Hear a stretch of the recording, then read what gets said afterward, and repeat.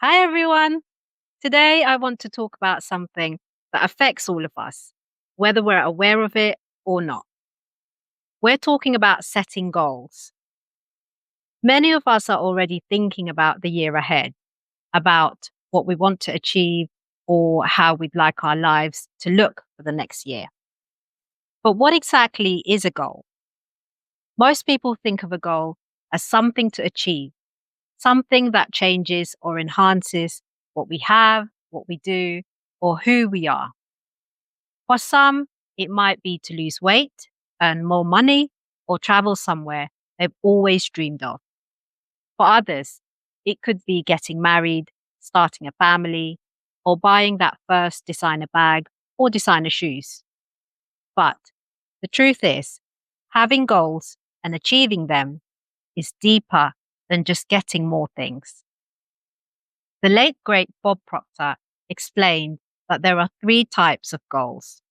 There's the A type goals, things you already know how to achieve because you've done them before. And then there's the B type goals, so things you think you know how to do but haven't achieved yet. And then there's the C type goals. These are your dreams, your desires, the things that make your heart race, the things you truly want. A type goals are often material or external achievements, like earning a certain amount of money, buying a new car, or reaching a specific job title. B type goals are about personal growth. They're about the person you become in the process. For example, you might set a goal to become more disciplined, to develop a habit of reading daily, or to inspire and uplift others. Achieving B type goals naturally attracts material results, but the focus is on transformation. C type goals, on the other hand, are our true desires. These are the dreams we fantasize about, the goals that feel far away but light us up. They inspire us to grow in ways that A and B type goals cannot. Think about your deepest dreams, the ones that feel almost impossible. That's your C type goal. Bob also said the purpose of a goal is to help us grow, to expand our knowledge, beliefs, and experiences. He talks about expanding conscious awareness. What does that mean? It's about being awake, aware, and present. It's about noticing what's happening inside you and around you. There's a saying, we don't know what we don't know. So, some things we know, some things we know we don't know, and some things we don't even realize exist. These are the things we don't know that we don't know. For example, before you started working in your job, you probably came across things that you didn't even know existed, and you would never have known that they existed had you not been working in that job and came across these things.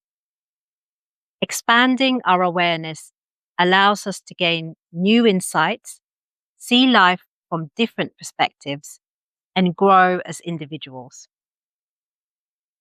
Growth isn't always comfortable. It often challenges our beliefs and fears. Many people hesitate to try new things, whether it's visiting a new city, exploring a new restaurant, or taking a new course. Most of the time, the fear we feel is perceived fear. It comes from what we believe, from the stories we tell ourselves, and not from actual danger. But resisting change can paralyze us. As one of my former managers used to say, nothing is constant but change. In other words, life never stops moving. Everything evolves. The question is, do we go with the flow and adapt, or do we resist change? The thing is, resisting change is futile. Resisting change drains energy, frustrates us, and keeps us stuck. On the other hand, embracing change opens doors to new possibilities. Even if we resist, change still happens. The only difference is how hard we make it for ourselves. For example, John resists a new software at work and he keeps using old methods. He falls behind, misses promotions, and gets increasingly frustrated. So change happened anyway. His resistance only made it harder for himself. Meanwhile, his colleague Sarah embraces the software, learns quickly, helps colleagues, and positions herself for advancement. The lesson here is change is inevitable. Growth comes from embracing it. Let me share a story from my own life. 10 years ago, when we only had my eldest, and he was only 2 years old, I wasn't working. I had no money. My husband was the only breadwinner. I suffered from postnatal depression, and it debilitated me. I knew I couldn't return to work anymore. I had to find another way, but I didn't know how. But I had a dream to become an entrepreneur, work from home, look after my family, and earn as much as possible. I had no clue how I was going to do it. It was just a dream. 2 years later, when my eldest was 4 years old and my youngest was about 10 months old, I met up with a friend who was also a lawyer and a mum, and who worked as a consultant. She shared with me her experience, how working as a consultant offered her the flexibility she needed to earn money while also being able to look after her kids. And suddenly, my fantasy of being able to work from home turned from fantasy into a theory. This sparked an idea in my head. What if I could do the same?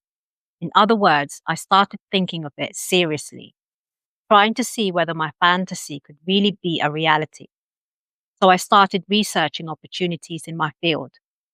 I soon found out that consultancy jobs were available in my field. Eventually, I turned that theory into a goal, the goal of getting a consultancy job so that I could start working and work from home. I updated my resume, applied to multiple companies, and within weeks, I got interviews until eventually I was offered a consultancy job. I couldn't believe it. My fantasy had turned into a fact, a reality. But even then, I faced challenges.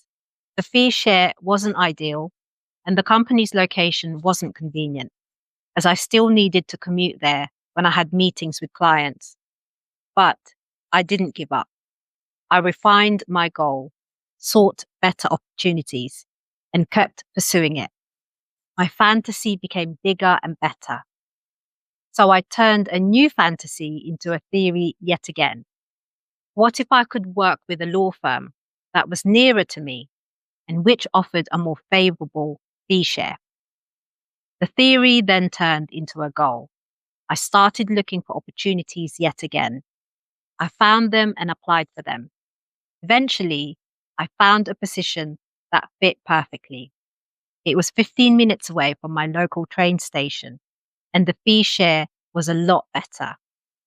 So, my fantasy turned into a theory, and the theory became a goal, and my goal became a fact, a reality. The key lesson here is this. C-type goals are exciting because you don't know exactly how you'll get there. And that's the point. The journey itself is part of the growth. So, how do you start setting your C-type goal? 1. Grab a pen and paper, go into a quiet room with nothing and no one to distract you, and sit down and relax. Then write down all your dreams and desires. Don't limit yourself by your current circumstances. Think of it as a fantasy list for now. 2. After you've completed your list, pick one main goal from the list. Make sure that the other smaller goals are aligned with the main goal to support this main dream. 3. Let your fantasy become a theory. Start exploring in your mind how it might be possible. Really start becoming emotionally involved in this. In other words, create a picture in your mind of the end result. Imagine what it would be like to already have what you want. How does it feel? Use all of your senses. How do you look? What are you wearing? Who are you with? Can you feel, smell, touch things in the room with you? 4. Take action. Research, ask questions, experiment. Start small, take intentional steps, and keep moving forward. For example, if the goal is to travel to a dream destination, then start doing research, such as when is the best month to travel there? How much would you need to spend depending on how long you're going there for? What are the things to do there? Which hotels are good to stay at, depending obviously on your budget? Do you need a visa to go there? Do you need to renew your passport? Join groups on Facebook and Reddit and read the comments and posts. Perhaps even post some questions, maybe even start with setting up a savings account where you can start to put money into the account for your vacation to this place. I once read a post from someone from the Philippines who had always dreamed of visiting London. At the time, she wasn't earning much money and wasn't even able to save up, but she never stopped dreaming. She changed her job and started saving towards her trip, as she was earning more money. However, she knew it would probably take her 2 to 3 years before she even had the money she needed to go to London. But that did not stop her from continuing to prepare to achieve her dream of traveling to London. And then the universe or God took over.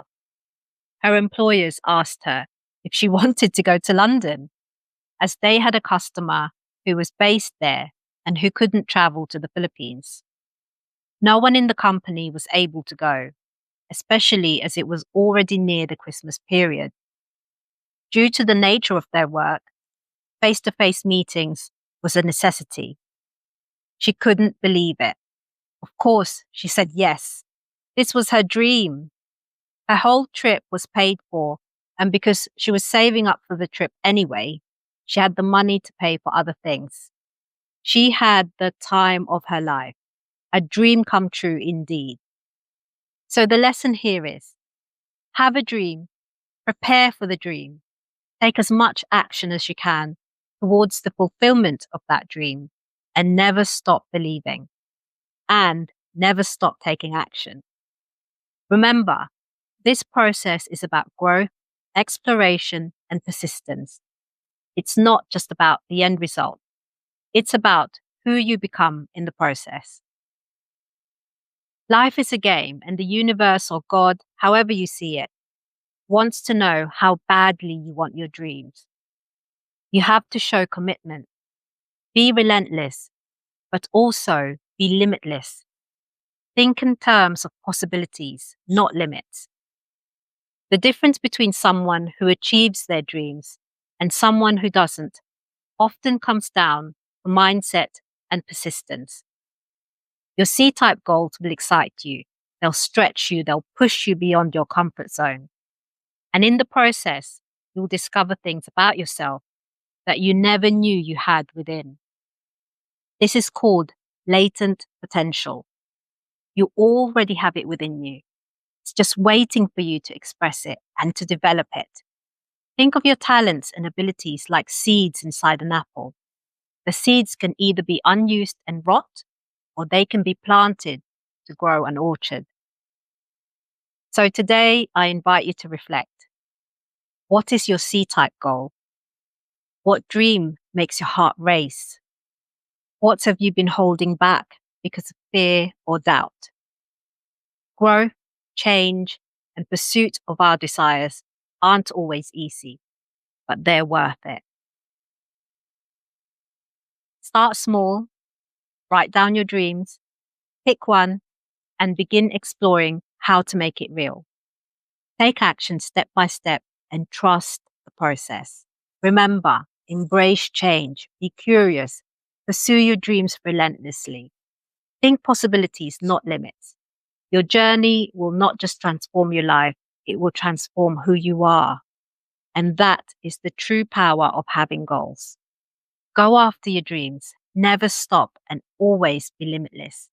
If you like this video, please give it a thumbs up and share it with friends and family.